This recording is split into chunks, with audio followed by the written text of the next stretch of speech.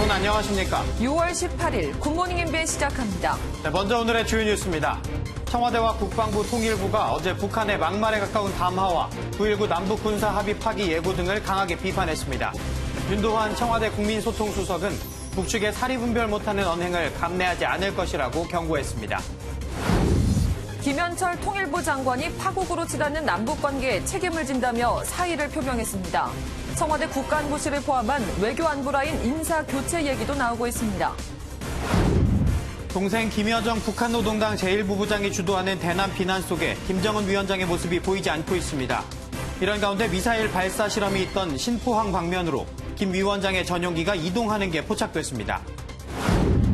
부동산 시장이 다시 과열되자 정부가 규제 지역을 수도권 절반과 대전, 청주 등까지 확대하는 21번째 부동산 대책을 내놨습니다. 집값 상승을 주도한 투기성 갭 투자를 막으려고 대출과 전입 요건 등도 강화했습니다. 한 달 만에 코로나19 신규 확진자가 나온 대전에서 확진자 증가세가 심상치 않습니다. 수도권에 이어 대전에서도 집단 감염 우려가 커지며 방역당국에 비상이 걸렸습니다. 해송 공업지구에 있던 북남 공동연락사무소를 폭파하여 완전 파괴시키는 단호한 조치를 시행했습니다.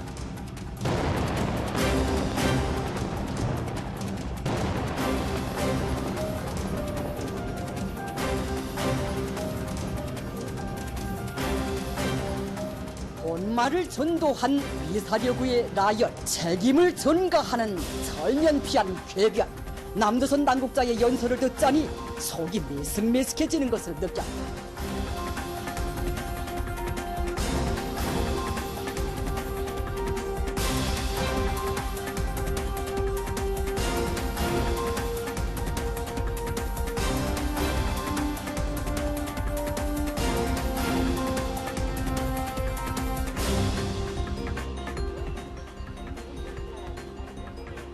금강산 관광지구와 개성 공업지구에 연대급 부대들과 필요한 화력구 분대들을 전개하게 될 것이다.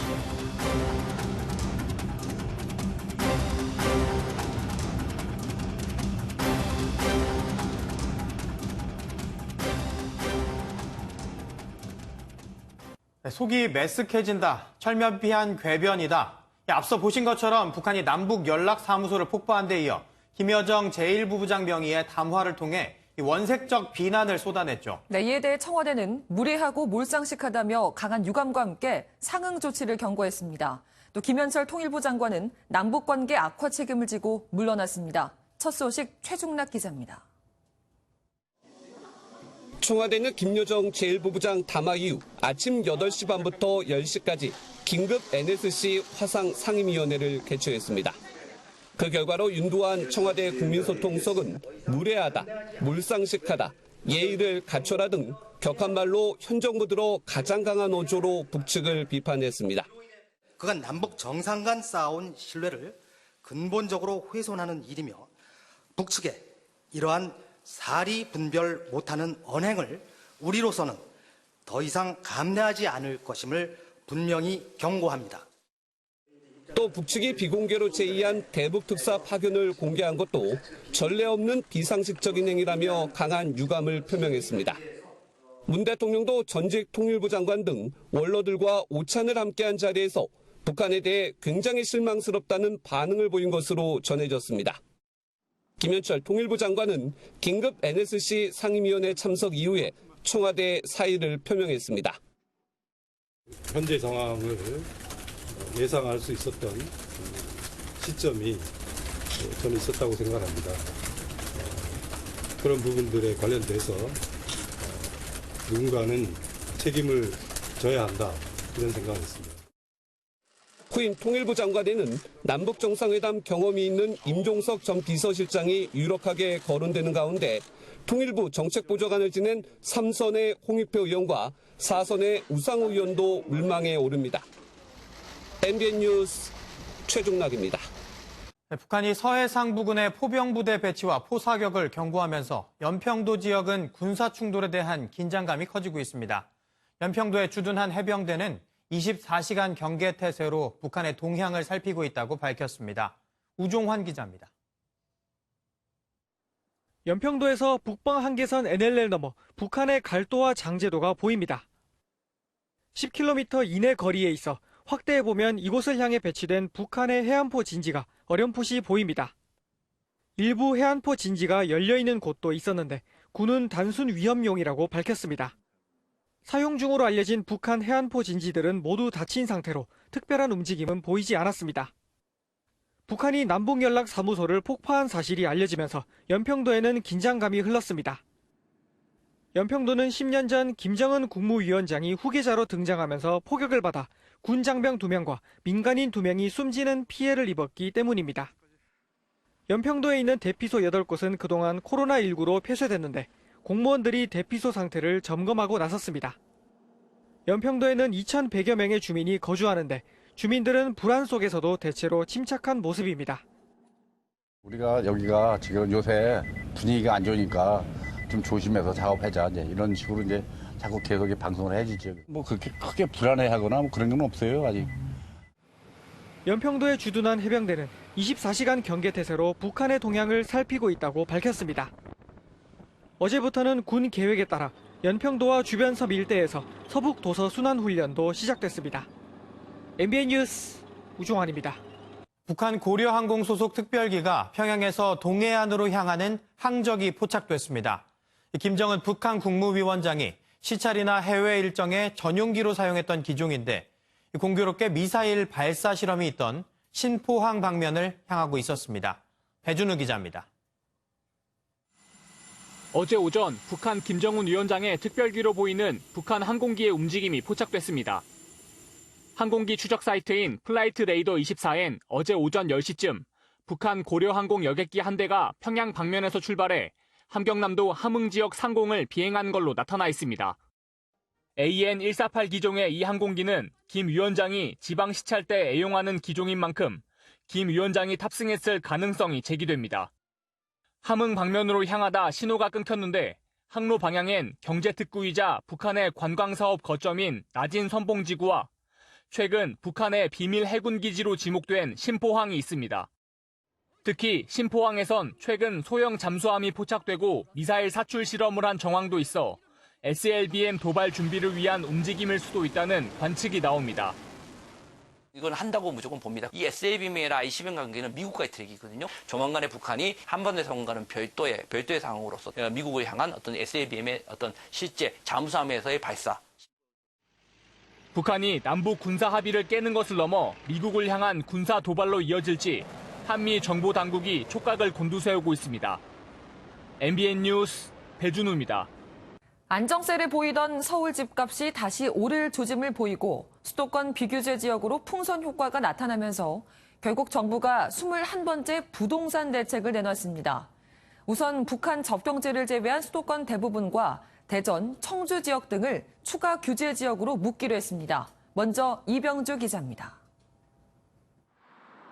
경기 수원 팔달구의 한 아파트.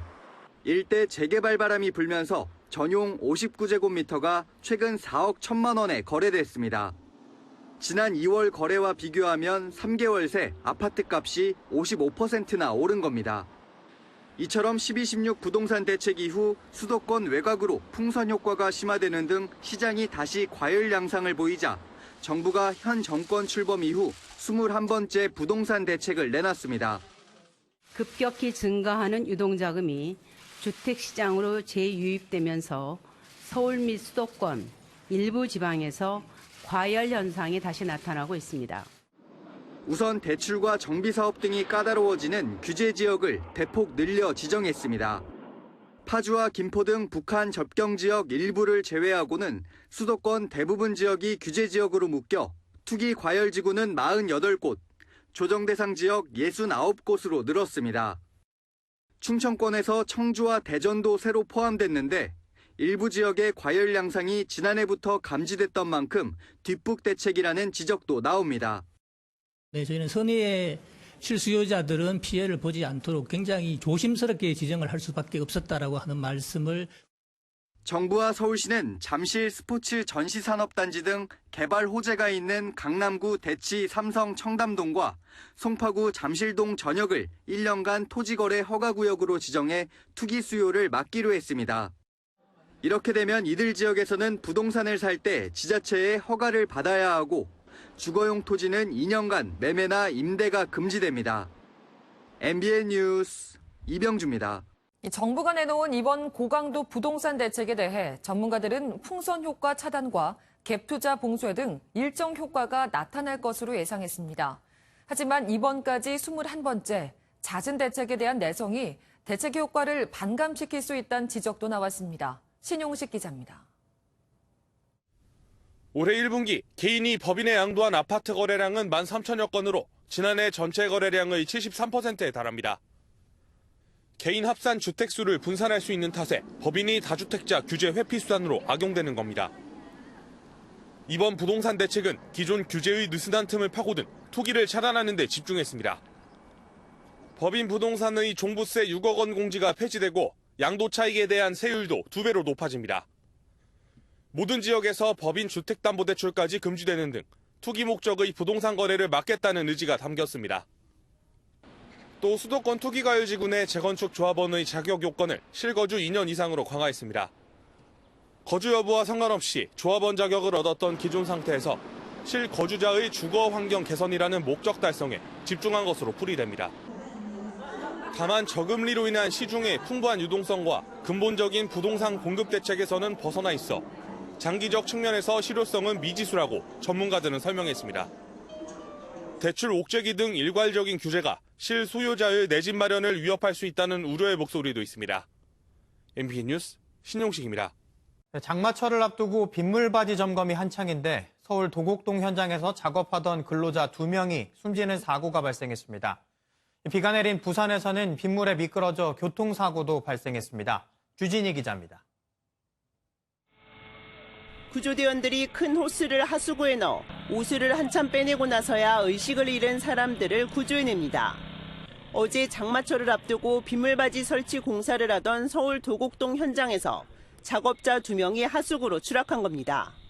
맨홀 뚜껑을 열다가 한 명이 추락했고 이를 보고 구하려던 다른 작업자도 같이 떨어져 결국 숨진 것으로 전해집니다.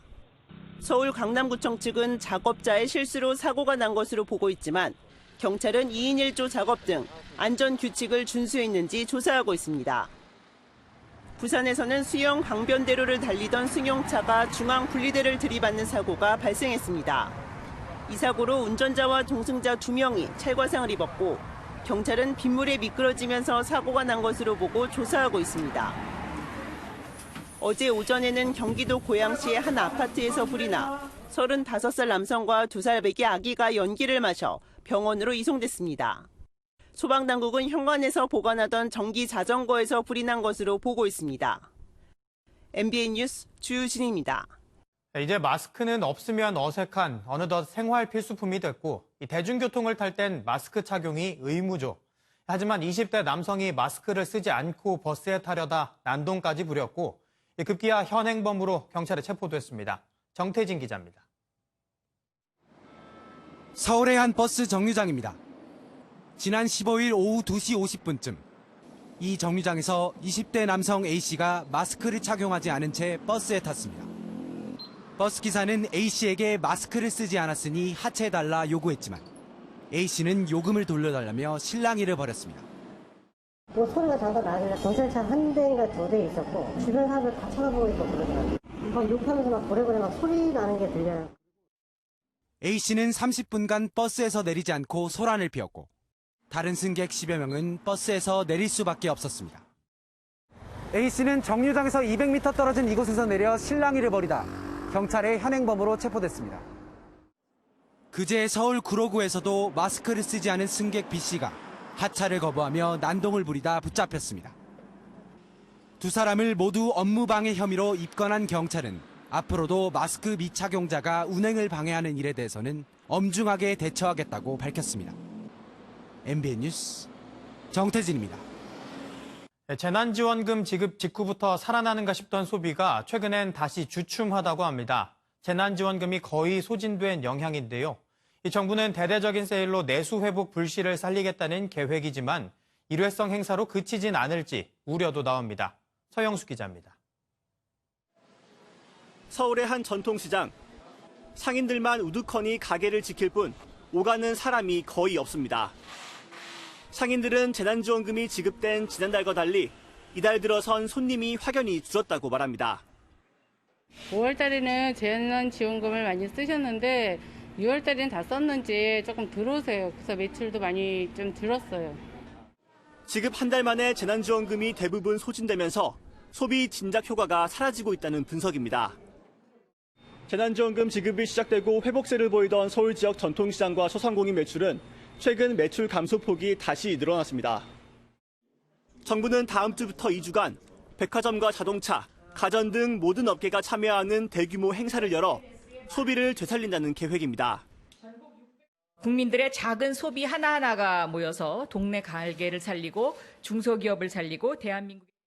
하지만 정부가 할인 행사를 주도하면서 기업들에게 높은 할인율을 압박한다는 불만도 일부 있는 것으로 전해졌습니다.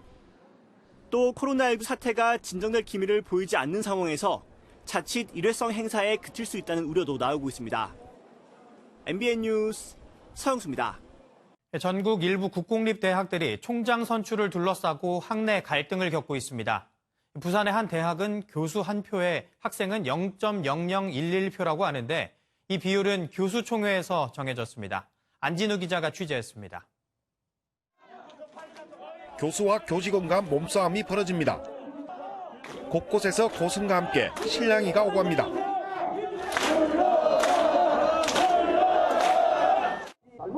대학 총장 임용 후보자를 뽑는 선거가 치러졌는데 교직원들이 불평등 선거라며 반발하고 나섰습니다. 교수는 1인당 1표, 교직원과 학생은 각각 0.24, 0.0011표를 갖는 투표 산정 비율이 불합리하다는 주장입니다. 교수총회에서 자기네들 마음대로 비율을 정했다는 거예요. 직원, 조교, 학생. 아무런 합의도 없이 뿌리 박힌 권위의식, 우월주의 이것 때문에 다 학생들도 비민주적인 총장 선거 방식에 반발합니다. 늘 말로만 학생들이 주인이다라고 내세우고 모든 일에 있어서 학생들을 내세우면서 저희를 명분으로 사용하는 게 아닌가. 오는 15일 8년 만에 직선제로 총장을 선출하는 경북대도 학내 구성원 간 갈등이 소송전으로 번졌습니다. 이처럼 국공립대 곳곳에서 총장 선거를 둘러싼 구성원 간 갈등이 커지고 있어 근본적인 제도 마련이 필요하다는 지적입니다. MBN 뉴스 안진우입니다. 시험 문제를 유출한 혐의를 받는 숙명여고 쌍둥이 자매 재판에서 변호인 측이 부른 증인 신문을 놓고 검찰과 변호인 간의 날선 공방이 오갔습니다.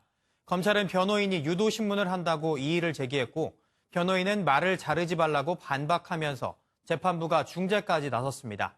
김지영 기자입니다. 숙명여고 문제 유출 혐의를 받는 쌍둥이 자매 재판에서 증인 신문을 두고 검찰과 변호인 간 신경전이 벌어졌습니다.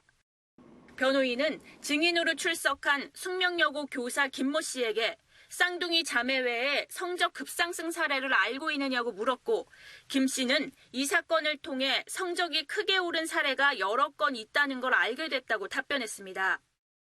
김 씨는 변호인 측이 숙명여고를 상대로 사실 조회를 신청한 학생 성적분포 자료를 작성한 당사자입니다. 검찰은 증인이 확인한 사실이 아닌 것에 대해 질문하는 건 유도신문으로 증인의 의견은 중요하지 않다고 이의를 제기했습니다.